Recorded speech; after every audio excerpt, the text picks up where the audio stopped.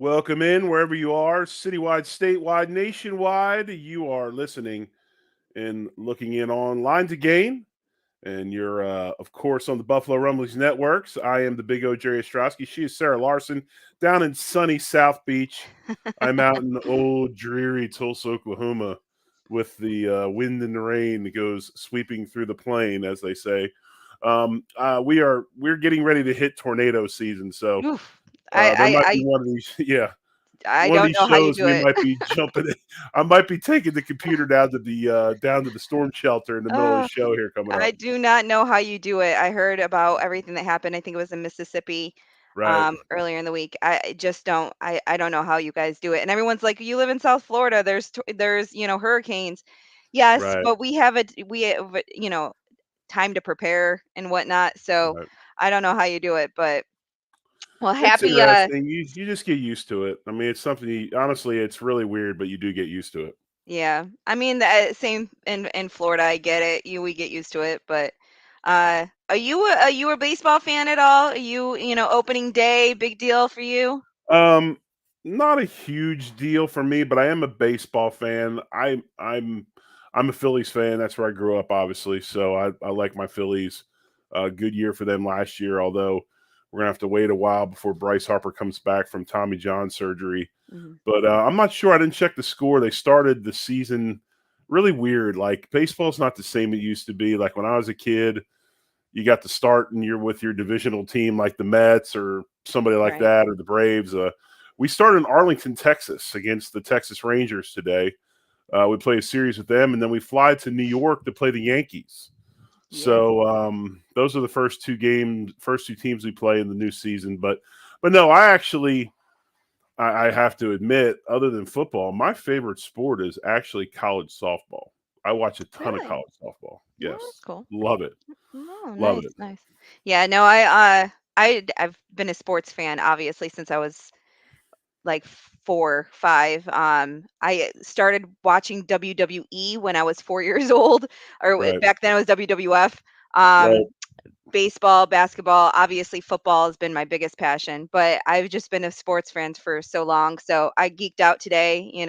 I got to watch my Yankees win 5-0, so I was happy with that. Garrett Cole looked amazing, came out 11 strikeouts. It's nice. We needed it because we didn't finish the last season too well. So I was excited to hopefully they do something this year because we need it. I'm disappointed you didn't bring up the fact that Aaron Judge hit a home run his first at bat of the season Oh as man. the new captain of the New York Yankees. I mean, come on. And it was all over social media, he's already on track for Yeah. 62. Yeah, so but he actually joked about it after the game and everything. And so I'm looking forward to the season.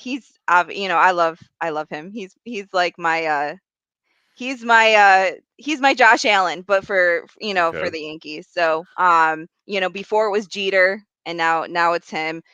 I'm a Heat fan. I had Dwayne Wade, so when everybody was freaking out with Chris Bosh and LeBron James, my heart was still with D Wade. So I have my one person usually on each team.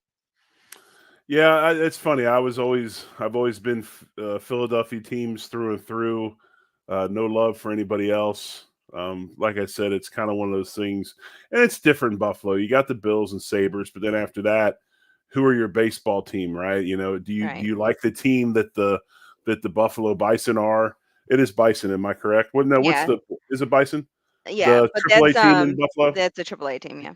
Right. So I'm saying, I mean, like for instance, my sons became Rockies fans because we had season tickets to the Tulsa Drillers back when they were young, and the team that they were affiliated with was the Rockies. So we got to see like 7 or 8 day one major league starters, close up and personal. Tulowitzki being our favorite, obviously because of his last name, but it was I don't know. You do that. I guess basketball. You don't really have a basketball team in Buffalo, so you make do, right?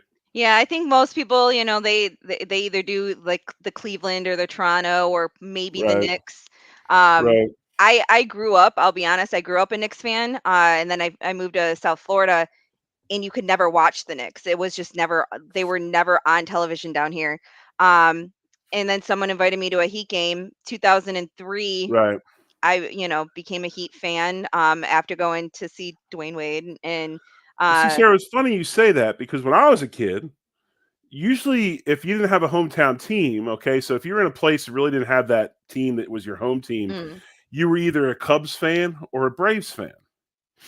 And everybody's like, well, why would you like to? Well, because you could come home from school and you can put on WGR or WGN. I think it was WGN out of Chicago, and all the Cubs games were played what in the daytime, right? So as a kid, you come home from school, watch the Cubs, or because of TBS and Turner Broadcast Station, you got all the Braves games. So those were the two teams that you saw all the time. Everybody else was just real regional. I'm getting called a traitor in the comments. I've What's I'm new? I'm very loyal, I will admit. It took me 3 years of living in South Florida, You not don't watching have to basketball. explain. You don't have to explain yourself to him. It's all That's right. okay. It's all right.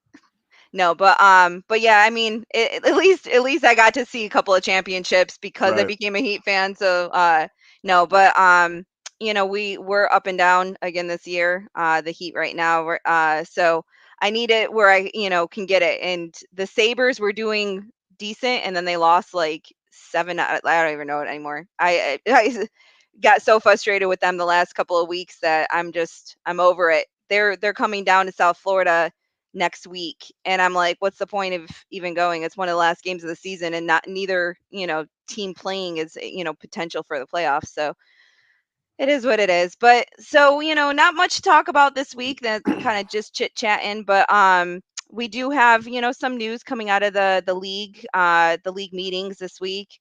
um First and foremost, what I wanted to kind of point out, one of the biggest changes was Kim Pula not being at the owners meetings. Instead, Laura Pagula, their daughter, did represent them whenever Terry wasn't part of the Right. meetings. So we've gotten a little bit of news on Kim that obviously her daughter put out the little letter to the fans and stuff, probably about a little over a month ago now. um but it's sad to see that the reality is Kim's not going to be able to be in the limelight, and she's not going to be making those decisions anymore.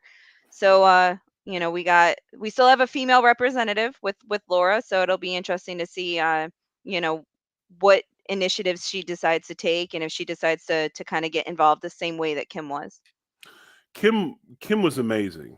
I think as an alum, and you can ask some of the other guys, John Fina and others, before the Pagulas bought the Bills, there really was no veteran, or I should say, past alum type presence.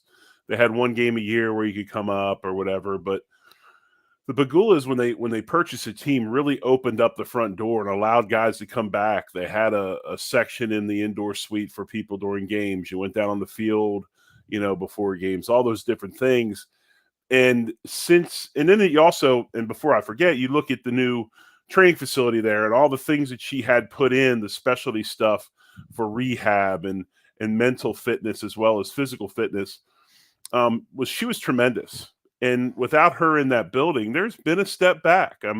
Things, if you talk to some of the guys that have been around, things aren't quite like they used to be. Um, you know, just because she's not there. I mean, she was such a warming presence. Like I said, she always had the front door open, and so I, I wonder if this transition to a new stadium could have been a lot smoother and a lot better if she If was she was still there. able to be involved in all this. Yeah, yeah. Um, so how do you feel? Another thing that came out of the league is now you can wear the number 0. Do you have any feelings about it? I feel like it's weird. I mean, like, and then the people I would want to be wearing a 0, and I joked about it, I think on Twitter, are like the D tackles, or a Right. center or something, and it should be like double 0. It shouldn't just be 0. Fat Um, guys, fat guys in single numbers is stupid. Fat guys don't look good in single numbers. Okay, Yeah, well, that's why I'm saying double zeros, but my not my not opinion. even double zero. I mean, it's too Okay. many. It's too much roundness. Sarah. I mean, all that round, and then you got two more round. I mean, everything's just round. Heads round. I just Got to, don't see why someone would want to call themselves would want to be a zero. Like I don't know. I'm not the a only fan of guy it. that I know, the only guy that I know that I tried to get to wear 00 would be my son, because those were his initials when he was young. But he had other plans, so he didn't want Oh to. yeah. He Oh didn't want okay. to. Yeah, he didn't want to. He didn't want to wear that. But no, seriously, the whole thing of catering to D linemen is to give them single. You fat guys shouldn't let other fat guys wear single numbers. That's my viewpoint. Well, luckily for you, then it's not open for the linemen. So Right, right. I just feel like if it was going to be open to someone, the lineman is like who I think Well, who looks should wear 0, great. Sarah? For us, Ed Oliver. I mean, it's his last name, right? You should give him a 0. I mean, yeah. I think it'll end up if someone decides to do it. I think it'll end up being probably a special teams guy Right, or someone we bring in, um, that might not have the number available that that could want to jump in on that. So during the team meetings, we had a couple of conversations with Bean and everything else, and obviously, the one that the conversation that went kind of viral was him kind of putting the brakes on the whole DeAndre Hopkins rumor mill, rumors and stuff like that. He didn't say that it was completely dead. He didn't, he actually said that and OBJ might still be a potential. Um, but he also did make a comment about how everything we're doing right now is under that $2 million threshold. And that's whether people want to believe it or not. But that I have my feeling is that's to protect our comp pick. We have until May, I think, 2nd, where we can't offset that. If we do offset it, then we lose a third round pick. There's no point of losing that third round pick. That's huge next year. So I don't foresee us making that big splash of a play. Now, again, Hopkins would be a trade candidate, not a right, free agent. So if that was to happen, DeAndre Hopkins wouldn't offset the formula. OBJ though, is one that people keep on talking about. If that ever was to happen, granted, now he's saying 15 million is his asking price. I don't think he's going to get that from anyone. But even if he was, it's not going to be from us prior to May 3rd, or May 2nd. So for everyone who wants this big huge signing to happen before the draft, um, unless we can get them at $1.77 million, it's not going to happen. And that's pretty much what the sweet spot's been with most of our free agent picks over or signings over the last couple weeks has been under $2 million, and it's worked brilliantly. I can't believe for those that don't know, but I'm sure you do. We signed Taylor Rapp on Monday. The numbers have not been released, but Bean did say it was under 2 million. So we're kind of looking at that 1.77 million again. So I can't believe. I mean, that guy had like an $8.5 million market value.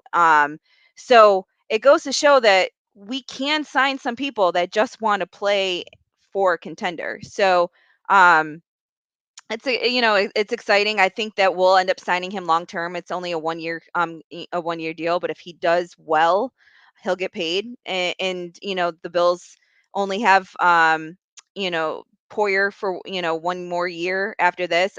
I I have a feeling if Hyde doesn't play, he won't play. If we win a Super Bowl, I have a feeling he won't play. So we definitely still need. I think we still need another safety. I think we'll get one in the draft as well. But I think that we'll sign him long term. And I think he could be very effective. He's still young. I think he's 26 years old. So, uh, do you feel like we've dried up on the whole DeAndre Hopkins and OBJ market, or do you just think it's like a draft day type of thing, or soon right. thereafter? Well, a couple of things before I forget: hit the like button, smash the subscribe button, help us out here on the Rumblings Network, and hit those buttons. But also, going back to what we were just talking about, I think that the whole thing with DeAndre Hopkins, if you really want to look at this, I think what Bean is saying is this: I'm not willing to sacrifice future development or future players' development to bring one player in because I don't feel we're one player away from going to a Super Bowl or winning a Super Bowl. And I think right now Arizona's, they want a king's ransom for DeAndre Hopkins. I think it's probably a little bit more than we're willing to give. Right. Then you look at OBJ, that problem is money. Are you going to Right. go ahead and tie up this picks or money with these two guys when you know you need more than one piece to get where you want to? No, you're not. I mean, we all would love DeAndre Hopkins. I would be the first one to say, as far as all the guys that anybody talked about in free agency with receivers, guys let go, guys available, he's the one guy that excites me. He's the one guy that I like. But I'm not willing to sacrifice 27 overall, a second round pick overall, maybe a first or a third next year, whatever it is. I'm not willing to sacrifice those for him. So Yeah. I think that's And why I Bean, and if they're still asking for that, I think that that's where the, like the stalling has come. Because I don't think any team is willing to give up a first round draft pick for a 31-year-old um wide receiver. I just don't. Especially but with the amount of money. Papa Ron in the comments says we have a Super Bowl team now. I disagree with him. I don't think we have a Super Bowl team right now. I think we're close. I think we're contenders. I think we have a chance. But this present moment, before the draft and before all the free agents are signed on this team, right now at this present moment, we don't. I think that see I think it's a tricky answer to that because I honestly believe that you can have the best team in the NFL and still not win a Super Bowl. I think that Right. there is a percentage to everybody's season, that whether it's who you're playing, when you're playing, the weather, there's some luck involved, some calls involved. There is so many things that dive into whether or not you win a game, let alone win out in the season. That I kind of stress to say I think our team is good enough to win a Super Bowl based on that. Now, would I go into every week feeling confident like we are going to completely destroy the team that we're going against? No. And that's I want that feeling again. I want that feeling, which I had that feeling at the beginning of this year, especially after we went in and destroyed Los Angeles, destroyed Tennessee Titans. Obviously the Miami game was rough on everybody with the heat and everything, but we we looked unstoppable after the first 2 weeks. And so I kind of went in a little, little cocky. I want that feeling of being cocky, but our team actually plays better when we're not, when we're not the tops, of the NFL. I like that feeling of being the underdog. So we'll see how that ends up going. I do want to point out that John Osborne put in the comments, OBJ wouldn't mess with the comp picks because he's been a free agent for over a year. And I completely forgot that because he got injured the year before and became a free agent. So he's right. So right now it's just money. He went from $20 million, as what people think he's asking for, to now, publicly saying, 15 in another conversation. I don't think he's even going to get that. He did say he wanted a long-term contract. I don't think that that's necessarily an issue. For most people, I think most teams would want that long-term contract to space out the money for him. But with that being said, I don't think he's going to get 15 million a year. And if he wants that, I think he needs to accept a 1-year deal so that he could prove he's worth that for another year or two. No, I'm still going back to the last question. I appreciate the optimism. I appreciate those types of things, but right now I don't. I just football team wise, I don't see. And we'll get into more of that as the year goes on and the offseason goes on and breaking down rosters. But I don't think how you could even possibly watch that Cincinnati game and feel good about where we are as far as a Super Bowl contender moving forward until we make some changes on the roster. That's just my opinion. Yeah, I mean, I think we all know what it felt like to after that Cincinnati game. I mean, um, So it hold on, was wait a such second. Wait a second. I just want to say something, and this is the thing. You can't live in segments of the season, okay? When you do it and you've lived it, the season at that time was 16 games. The season right now is 17 games plus the playoffs. Right. You can't live in segments of the season and say, because we played well at the beginning of the season, we're a Super Bowl contender. No, You're no, as no, good no. as the last game you played. No, and I'm not saying you. It's like, Oh, but I'm just saying, like, Papa Ron keeps bringing up the point. The last game was not at all indicative of how good the team was or is. Games like that happen. You can't have it both ways, Ron. You can't say it's bad calls, and you can't say that the team. You can't have it both ways. It doesn't go that way. I think that most people say that the last game of the season, it kind of is indicative of how good your team will be, how good your team really was or will be the next year. Obviously, there's people coming and going on your team, which is changing the landscape of your team all the time. But I feel like what, the way we all walked out of that game, whether you were there or you watched it on television, it was, and I think someone else put in the comments, it was humbling as a fan. It was humbling. It was. I think we all were like, where in the hell did this team come from? Because this isn't the team we watched for, 16 weeks during the regular season, and then during the playoff. But it kind of was towards the end of the season. There was flashes of the team that we saw against Cincinnati, and that's why I never went into a game feeling super confident that we were going to win. I never pick against the Bills, never. So whenever I do my picks, with this season coming up, I will be doing picks.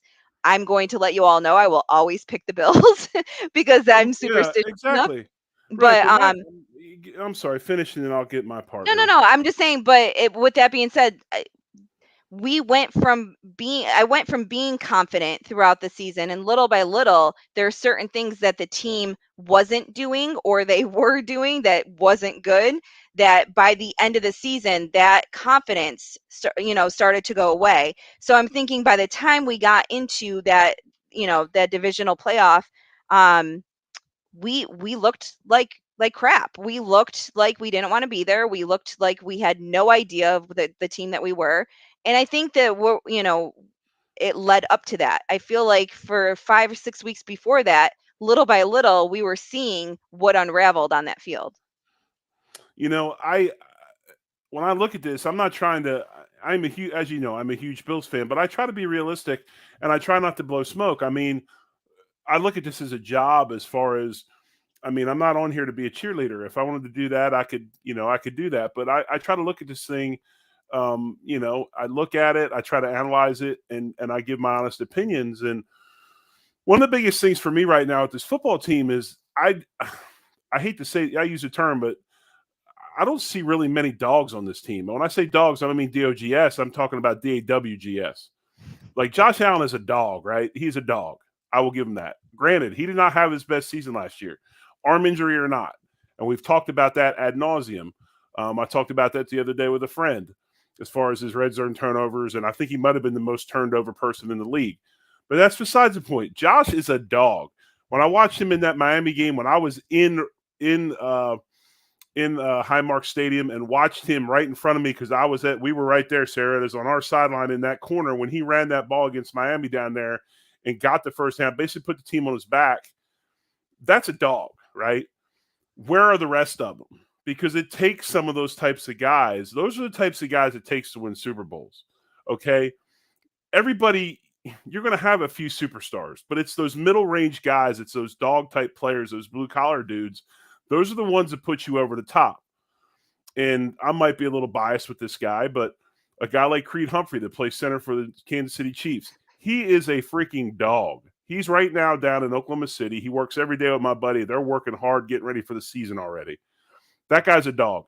I want to see more of those types of players on our sideline. Who that is, I don't know. I think Diggs is a dog. I think Diggs is. I mean, he's a passionate dude. He plays. I think he's that guy. Who else is going to come along with those dudes? That's what I want to see. Yeah, I think Daquan showed up this year. I think he was a dog this year. I would love to have signed him to a 1-year extension. Um, Milano, I think had. I mean, obviously Right. he was all And pro. John's like, oh, come on, Milano was a total dog. Yeah, I get it. He was. He slipped the top of my mind. I'm not going to Yeah. rattle off No, no, all the no. whole But roster. I honestly feel like even though he was an all pro and everything, I feel like Milano showed us his best flashes with Edmonds on Right. the field. So I still kind of say that they went hand in hand. It'll be very, very interesting to see what we do at middle linebacker. And A by lot the of way, middle people, linebackers like ranked the last position in the draft as far as prospects. Like the worst depth position in the draft this year is middle linebacker. You know what else is close? Safety. You know what else is close? well, Offensive and defensive linemen. yeah.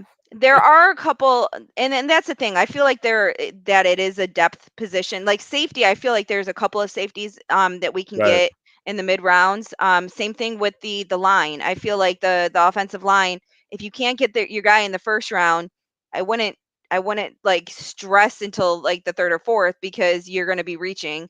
Right. Um, but a lot of people have us taking Jack Campbell at 27 um, because there's not a lot of linebackers out there.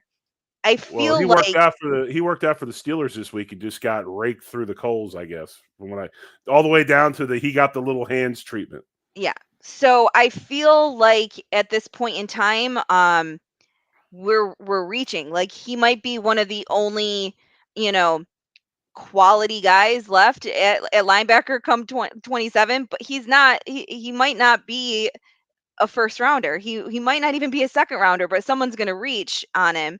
And Right. I'm You're just exactly nervous correct. that, we need a linebacker so bad that um that I feel like we're gonna reach to get somebody that I don't quite necessarily feel like fits in the mold. Yes, Well, he's I think tall. Campbell.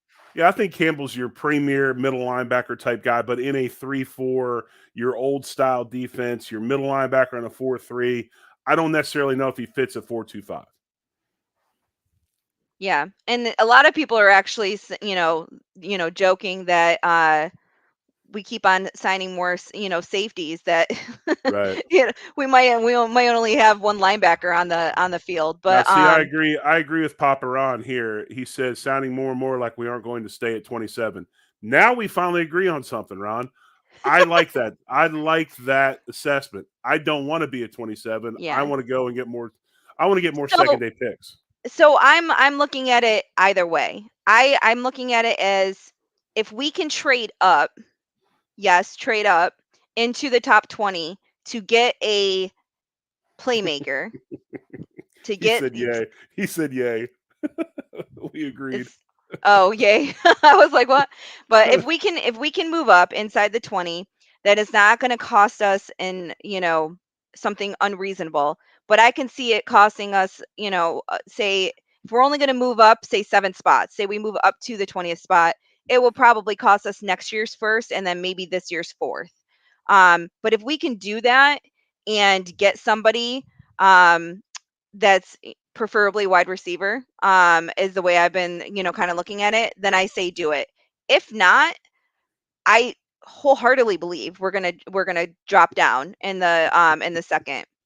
John, So John Osborne agrees and says he thinks we're going to play a lot of 4-1-6 this that's year. kind of been the joke, is that we'll have one linebacker on the field most of Uh, the time, and we're gonna play, 6 DBs, whether it's, safety or it'd be interesting to see how and we have that out there. I want to get something that Sterling talked about. If you want to bring his comment up, he talks about tight ends, saying the Bills don't even use the tight end. They have nor do they play much 21 personnel. That's to me the number one thing that I think this offense can do better in the upcoming season. They talk about targeting Diggs, all this stuff, targeting him more and everything, running game. To me, 21 personnel is a huge, huge advantage to the offense. I would love to see them utilize it more. I agree with Sterling. They Right. don't do it enough. I wish they would. Well, and I made a comment, and I know we laughed about it. I think it was last week or the week before. Last summer, they were doing two tight end sets a lot during camp. So to the point where it was being talked about. Right, I actually have a couple of, you're not allowed to record and post it on social media and stuff, but if it's longer than a minute or whatever. So I actually have some videos of us doing it, and I was like, oh, this is what we can do with OJ Howard. Then we ended up letting go OJ Howard. So I was like, right. well, that's not going to happen. For some reason, and I think Morris showed out. He beat out OJ Howard during not only camp but during preseason, and then they like abandoned that mindset. So I'm not quite sure why. If you had the opportunity, I hope that they decide to go back to that, and I would love us to have another tight end. But again, you're only going to use like pick 27 or second round if that person is going to change your offense. And if we're not going to utilize we don't utilize the tight end we have enough, for him to be paid, what is it, 56 or 58 million dollars. Right. So I would love, I mean, I've been a pro Darnell Washington. I like Shoemaker out of Michigan later on in the rounds, but I feel like there's a possibility there, and for a couple of that roster spot. But again, what's the point if you're not going to use them? So, Right. But I think you're right. I think we will take a tight end. Daryl talks about it. Daryl Fletcher talks about the beauty of this draft is that tight end might be the deepest position in the draft if they decide to adjust. Um, you know, Quentin Morris they could move at any point if they wanted to. But I do think it would make it better in this offense. My theory had a little bit to do with our running backs, why we didn't play a lot of 21. And it's because a lot of 21 personnel had to do with the running backs and our offensive line. 21 personnel is more of a zone blocking type formation. You can run power and counter out of it, but really you're bringing more people into the box when you do that. So you're adding a gap. It's more of a zone blocking formation. I don't believe we're the greatest of zone blocking teams. And Cook being young, I know he ran the zone at Georgia. I don't think our backs were great zone backs. So it really didn't fit our personnel in other areas, I think, more than the tight end spot. all right. Well, um, so just for I guess some housekeeping, Jordan Phillips was re-signed this year for 1 year, $3 million. And then What did Calais get at Atlanta? Do you know? I have not seen. I think actually I did see it. I want to say it was 1 year, 8 million. Oh, so he got that much more? Okay. No, that wasn't Calais. That was that was the linebacker I think that I wanted. I don't think Oh, I've seen what that was he went back to Seattle. Bobby Seattle. Wagner. Bobby Wagner. Thank Yeah, you. that was Bobby Wagner. See, you're reading my brain. Um, but yeah, so I didn't see. I That's don't because think I they wanted him released. too. Yeah, I don't think they released his terms yet. The only Taylor Rapp as well. We resigned. We not resigned. Right. We signed him for a 1 year deal. That is not part of the cap right now on our list. The terms haven't been released, but Bean said he verbally said in an interview that it was under 2 million. And again, that's to protect the comp pick formula right now. Right now, we do have a third round comp pick for Tremaine leaving. So right now, we can't really sign anyone over $2 million, or that third round pick goes away. Um, but pretty much, what was the other thing? Oh, so right now we're at 8.5 ish with remaining cap. That now includes, I know last week I had said it was about 11. It now includes Questenberry, Damian Harris, and the David Edwards signing. So all those people are on there. The only one that's not is Rap.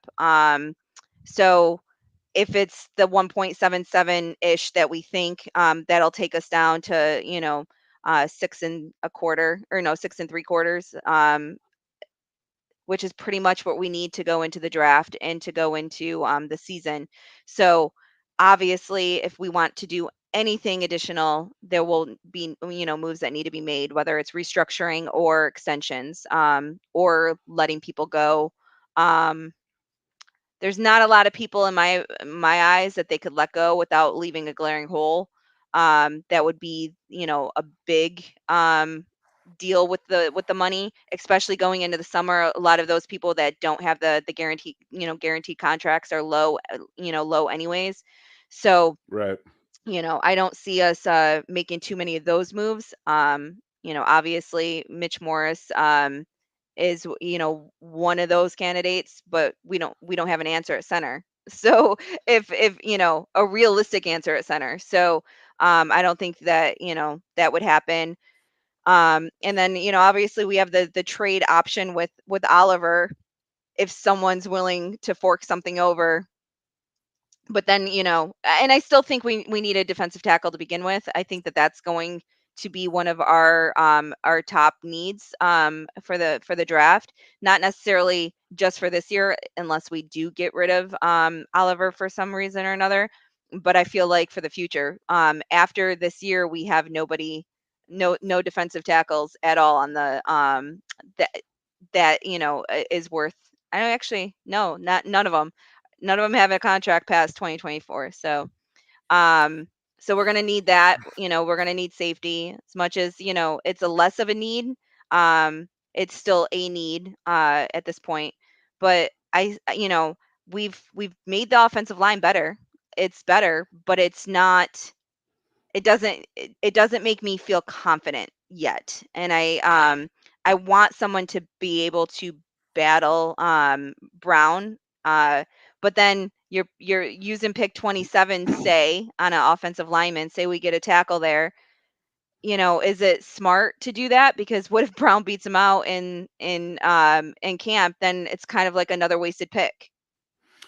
Uh, yeah, but do you worry about that? I mean, is your number one goal to get better up front? Are you worried about who beats out who? I mean, if you can find a guy at 27 to beat out a guy that started in the league for 2 years, I think that's pretty good.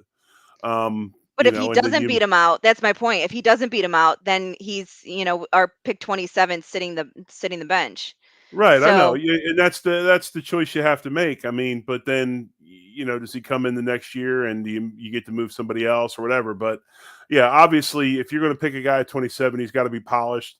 He's got to be an immediate starter. Which are they really looking to replace those two tackles? So you're probably right. Do you not go? You don't go offensive line, or you don't go, in the first round anyway.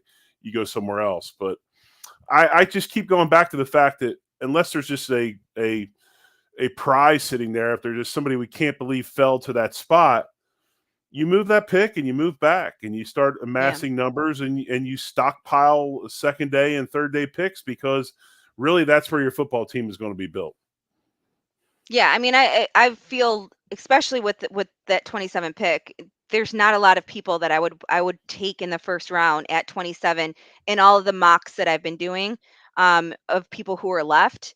I have been very pro moving back, in picking up the extra picks. But again, how many of these people are going to actually make the team down the road? So I'd rather three or four picks that are gonna, make a difference Well, here's a than question. 8 or Here's a 9 question for people who you. not.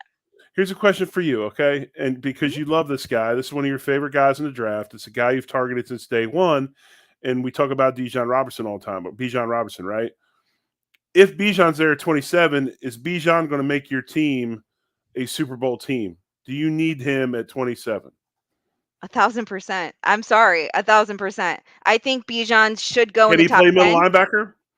Can he play I middle don't think it linebacker? matters if we're scoring 40 plus. You think that Bijan is going to make that big of a difference? I think that Bijan could make that big of a difference. I think it adds a wrinkle that we've never had. We can take the ball and have a reliable back. And not saying that Cook can't be that person this year coming up. He could be, but I just think that it is something that the team could utilize. Not needing Josh to be the 800-yard running back that he has been. Um, but I think the biggest thing is red zone efficiency. And I think that within, especially last year, we looked terrible every time we were inside the 20. And that's because we can, even inside the 10, our running backs could never find the freaking end zone. And we did away with having Josh be that person too. So I feel like Bijan is that much of a difference maker. So yes, if Bijan was there at 27, I wholeheartedly, and this is why I'm not a GM, I would take him. I agree with Trey Williams on the comments. He says Bijan behind the 24th ranked O line is not getting more points than average Joe running back behind Eagles line. Yeah, I mean, Again, though, I think that we've upgraded our line to an extent. And I think that all these people will, you know, obviously they're going to have to get used to playing with each other. But I think that with the off season, I if he's there at 27, I take him. And whether or not he makes a difference year one, definitely is going to make a difference in years 2 through 5, which was what we would have with a running back in the first round. No, I like it. I mean, these are all. There's no right answer to these to these questions It or scares the crap out of me situations. how many people want either Simpson or Campbell. I just don't feel like I don't feel like the linebackers are first round quality. It's killing me. I just feel like it's a reach. I really do. I'll keep going back to what I say all the time, which is championship teams are built up the middle. They're built with their offensive and defensive lines. But at this point in time, and I don't disagree. I feel like we need to get the offensive line better. But I feel like at pick 27, and again, we won't know until the pick comes along who's still there. I don't feel like with all of the mock drafts I've been doing, I don't feel like there is a offensive lineman that has been there for most of those picks, except for uh God, why can't I think of his name all of a sudden? But he's a left tackle. So I don't feel like we would be picking him up anyways. So most Dewan Jones, he's a right tackle. Some people are saying right guard. He's only played right tackle. And that was the question I asked him at the Senior Bowl. Was what he feels like moving around on the line, and he said he feels like he can do whatever someone tells him to do, but Right. he's been strictly right tackle throughout college. So, do you take that risk where you pick somebody up hoping you can move him around, and then he doesn't pan out moving him around? You're on mute. Here's something that I think needs to be thought about. And I saw it earlier in the comments. We pick at 27, but then we don't pick again until 59. Okay? That's a pretty big gap. Mhm. If I can move out of 27 and get one or two picks between 27 and 59, I feel better than picking just at 27 and 59. Because I think the second round, third round is where the quality of this draft lies. I think that's where you can get some really good players at a much cheaper Potentially. rate than you can in the first Yeah. round. Well, everything about the draft is potential. I mean, everything's Uh-huh. Of potential. course. But seriously, I think that that's a big gap. I'd rather have more picks earlier than 59, and if we can move Yeah. out of 27 to do it, I would do it. Unless the player that we all love is there, Yeah. and who that Most is, I have no idea. just to say it, when you if we trade back from 27 to early 30s or whatever, you might not get another, that team might not have another second round pick. So you're probably not going to get another second in order to move back. But what you will probably get is maybe their third and fourth, depending on how far back you move. So it definitely could definitely add up. I do want to say a couple of people responded back. Papa Ron was right. I was talking about Anton Harrison. He is a left tackle kind of exclusively. Thank you for reading my brain today. So that's who I was talking about. He's the only person that I've seen as kind of a first round grade that's still been on the board. Dewan Jones, I honestly think that he was a beast at the Senior Bowl. I was like, holy crap, he was manhandling people. But he's the one complaint I have about him is he's very slow, off the snap. So I am very nervous that Josh is going to be, going through that same worry of running for his life again if he has, an edge guy who is too fast for him to control. So, um, you know, Dewan Jones, I think, can be that person. But he's, again, some people are talking about moving him inside. I think he's too tall to move inside personally, but you probably have more of a comment on that one. But then someone else also said, is Sarah thinking about the Syracuse tackle?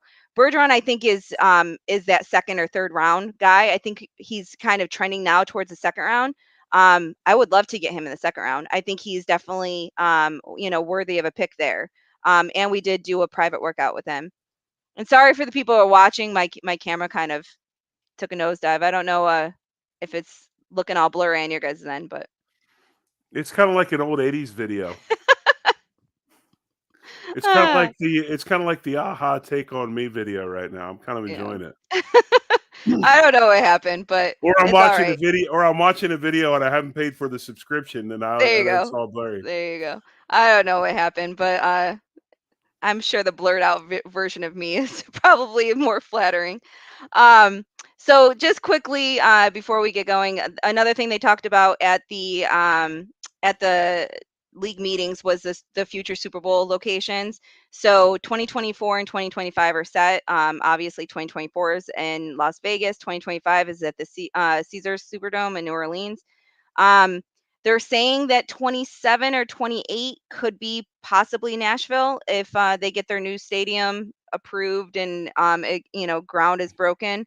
Um, but then they start talking about regurgitating the different locations again, whether it's Atlanta, Tampa, Arizona, Los Angeles. Kind of like, gets me a little frustrated. Miami's on the list as well. So I think it'll be cool to have it in Tennessee. But Atlanta would be fun because it's been a while. But I'm, kind of tired that they're, talking about the same locations all over again. Los Angeles, Arizona was just last year. So I hope they do something different. But are you the question I have here is, are you against them playing in a place that's cold if it's a dome like Minnesota or Detroit? I don't have a problem playing in a place that's cold if it's got a dome. Um, Like the Super Bowl though. Do you think, are you no, I against don't. having the Super Bowl? I'm not against that at all, especially if the town's a good town and if you're really trying to spread the game across the country fairly. I mean, that's what you do. But I'm also not opposed to picking one stadium and having it there every season. Like with Vegas, the way Vegas is, if you want to have the championship in Vegas, I'm all for it. I mean, obviously that's not going to happen. People want to share the love, especially guys like Jerry Jones that own their own stadium. But no, I'm not opposed to it at all. I mean, I Yeah. have no problem when Minnesota had it or anybody else. I had no problem with New York having the Super Bowl, even with no roof. I thought that was pretty cool. So yeah, I'm pretty easy when it comes to that type of I stuff. just don't want, and it goes the same thing with Tampa and Miami.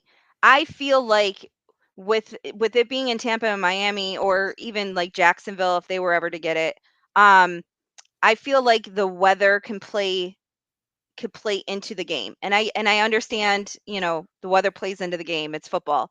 Um, but I feel like if it rains, it's not only affecting the player, the game itself, the fans. I just feel like it kind of ruins that atmosphere.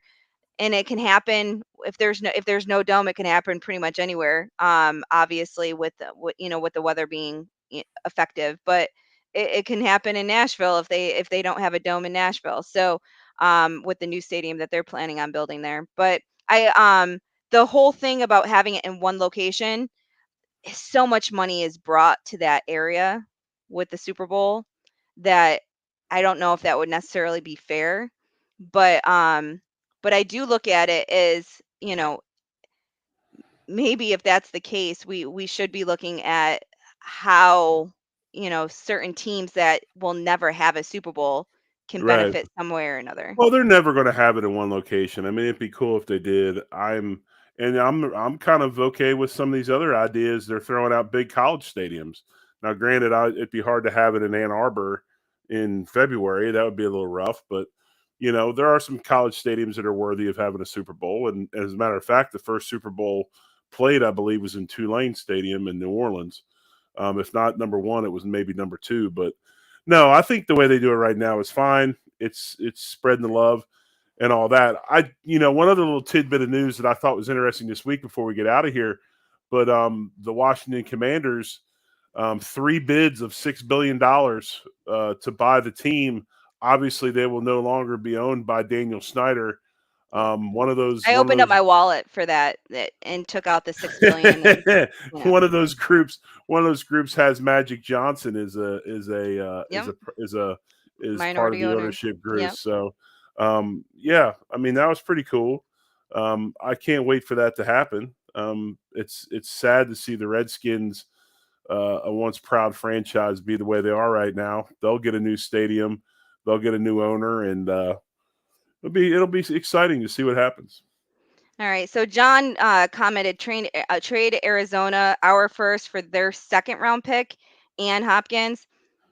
I'm not I'm not okay with that. I think it's still too much. I think we can. I think in the end, there will be an opportunity. Whoever gets Hopkins, it's going to be for like a third, at the most, and that's if someone is willing to take some of the contract. I honestly do not think we are going anyone is going to give a first, and granted it's a swap. I get it.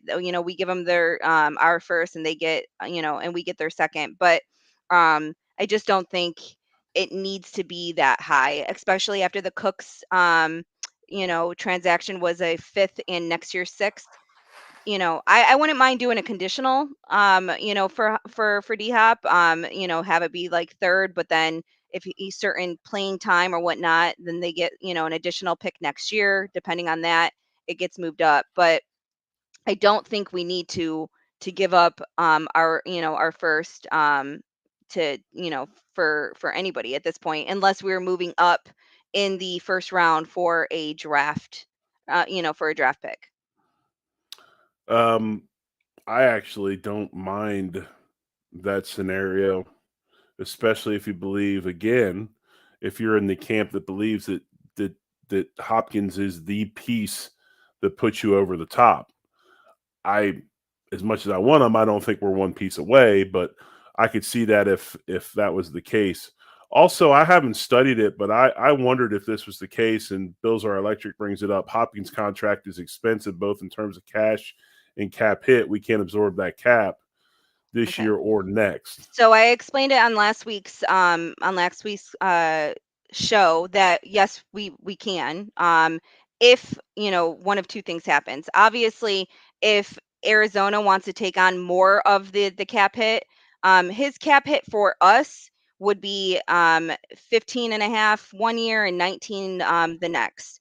Obviously that would have to be restructured, in order. I think it's 19 this year and 15 and a half next year. It would have to be restructured once he comes over. So yes, we can do a couple of moves internally to get that money, to bring him over, and then restructure, add a void year or two, and we can definitely change some of it to a bonus. First year, we can literally get his cap hit all the way down to like $4.5 million. So it is a possibility. It can happen. I am not worried about his contract because he says he's willing to negotiate it. He's willing to restructure.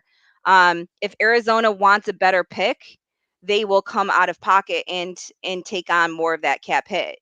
It's already a cap hit for them. There is dead cap for them. So why not? If you want a better pick and you're trying to stockpile picks for the future, and make your team better in the future, why not do it? That's what happened with Cooks. They took on, some of his, they kept some of his contract and got a fifth and a sixth, which it kills me that they only got a fifth and a sixth, plus they took on some of the contracts. So we can definitely do it. Like I said, we can restructuring Hopkins, we can put him down to about $4.5 million for this year. It is definitely a possibility if we want it to happen. Would it take us restructuring or extending other people? Yes, but it can happen.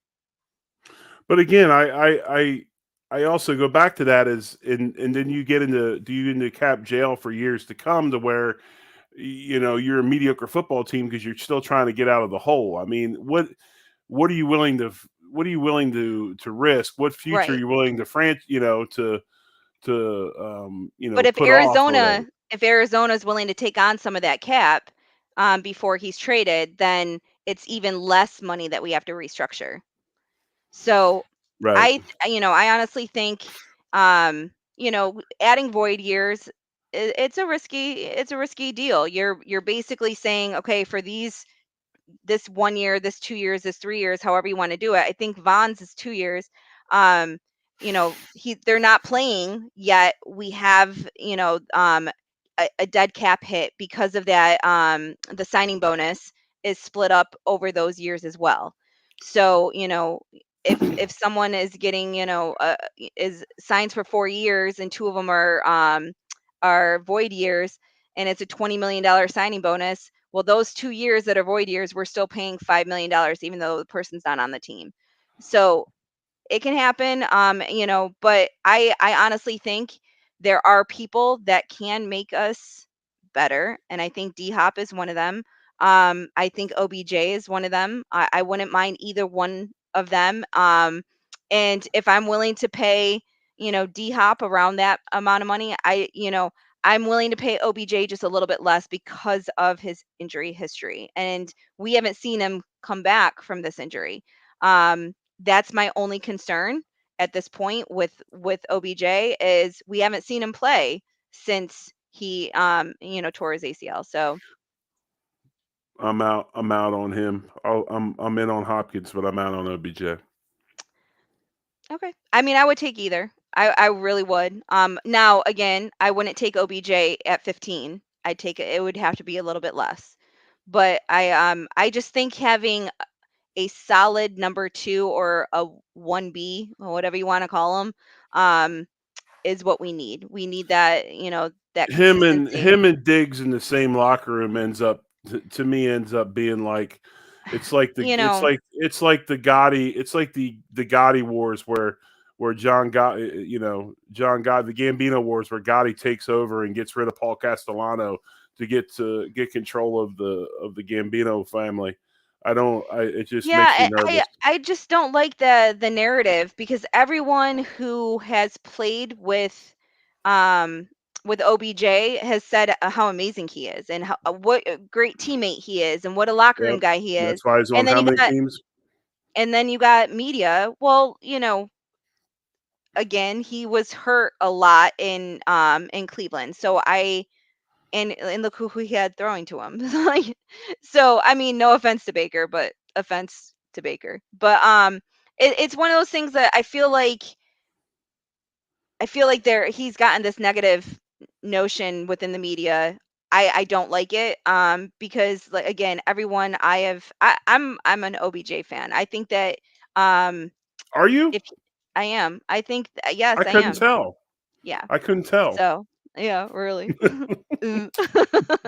I hope we can pick somebody up in the draft, and then this all becomes, all for naught. I still think, I don't know if the person in the draft, unless if we get somebody in the first round, if we get, you know, uh um Quentin Johnson, or if we get a Zay Flowers, or if we get, we're not going to get JSN, but if we got one of those guys, I think I would feel confident enough in starting them. But I don't know if the Bills will, and that's my concern, is if we're just getting somebody in the draft, whether or not the Bills are going to actually utilize them and have them be our true number two and compete with Gabe, through all facets of camp and everything else, and to truly go out there and try to shine.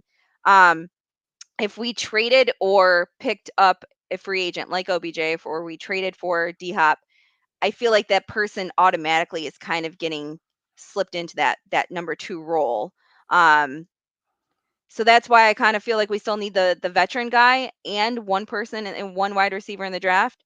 Um, so it all just depends on who's hanging out at number 27. But I'm on board with the fact that I don't think we pick at 27. Well, we'll find out soon. What are we, 2 weeks away? No, it's a month away. Month A away? It's month still a a month month away? from today. Ugh. Yep, the 28th, I believe it is. So I fly in that Thursday morning. So, you know, you guys will get coverage directly from the draft. What I will say is this before we go. In all our discussion, and by the way, this was going to be a short show, remember? We're at an It hour. was. We're at an hour. And again, I appreciate everybody for tuning in. Smash the like button, hit the subscribe button. We're on every week, Thursday, 9 Eastern, 8 Central, Line to Gain.